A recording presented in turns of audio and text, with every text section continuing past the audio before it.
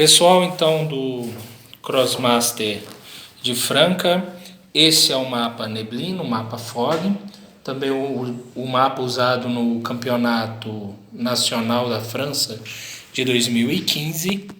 E aqui a gente vai explicar a mecânica dele, porque vai ser esse mapa que usaremos no nosso próximo torneio, agora no dia 4 de julho, aqui em Franca, no Bárbaros Burger. Como que funciona então as regras para o Fog? Primeira coisa, cenário.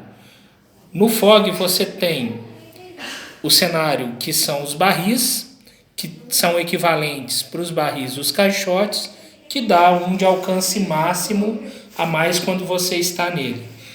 As tumbas ou lápides, elas são substituídas por arbustos, são 8 no board inteiro, e os poços, que são como árvores, são 4 em todo o board.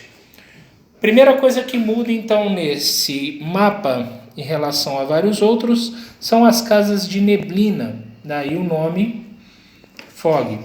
Elas são sinalizadas, são essas casas, são 26, se eu não me engano, ou 28 casas de neblina que nós temos no board inteiro. Agora eu não me lembro exatamente quantas, ou é 26 ou é 28. Existem duas regras na mecânica desse mapa com as casas de neblina. A primeira é que, estando o personagem numa casa de neblina, como por exemplo a Bácara está aqui, o seu feitiço, o alcance máximo do seu feitiço, ele é diminuído em 1.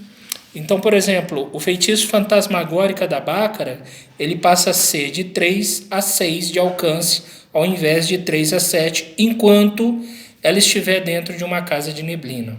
Tá? Aí entra algumas mudanças, porque, por exemplo, o Corvo Negro, se ele estiver numa casa de neblina, como todos os dois feitiços do Corvo Negro, o Ponta Sombria quanto o Mergulho do Korvoc, ele não tem distância editável, permanece intacto. Então, personagens que não têm, os seus feitiços não têm distância editável, tem uma vantagem nesse mapa. Outra questão do mapa, a neblina. Um personagem estando entre uma casa de neblina do seu alvo, ele não tem linha de visão. O que eu quero dizer com isso? A Bácara, para ela atacar o Croca com Fantasmagórica, o Croc está numa distância aceitável da Bácara, que é de 3 casas aqui. Porém, existe uma casa de neblina entre a Bácara e a Croca. Portanto, assim, a Bácara não consegue atacar a Croca porque ela não tem linha de visão, está sendo bloqueada pela neblina. A mesma coisa não acontece com o Corvo Negro, que embora ele não tenha linha de visão para atacar o Ponta Sombria, ele tem o efeito do feitiço dele, a zona, que é a zona agulha, que pega 2 casas depois da casa alvo. Então, batendo nessa casa, zona agulha, ele conseguiria atingir a Croca. Da mesma forma, a Croca consegue atingir com zona sopro, 3 casas atrás da casa alvo, batendo nessa casa, o seu feitiço, sopro de crocabulha, e aí pegando zona sopro, esta e esta casa. Outro personagem que é afetado e não é afetado ao mesmo tempo pela neblina é o Gruga Loura Salar.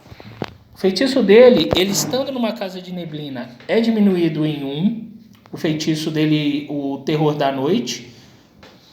Porém, como o feitiço dele não exige linha de visão, ele pode lançá-lo mesmo estando com uma casa de neblina bloqueando. O feitiço do Gruga Loura Salar, ele é editável, o segundo feitiço dele, Terror da Noite.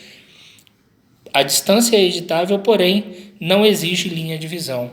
Então personagens como Crocabulha, personagens como Corvo Negro, Gruga e outros personagens que não precisam de linha de visão e bate com zonas, quadrados, sopro, bastão, enfim, todas as zonas aí que permite, zona cruz, eles são bem aproveitados nesse mapa. Essas eram as dicas para a utilização do mapa FOG. Bom torneio a todos. Obrigado, valeu.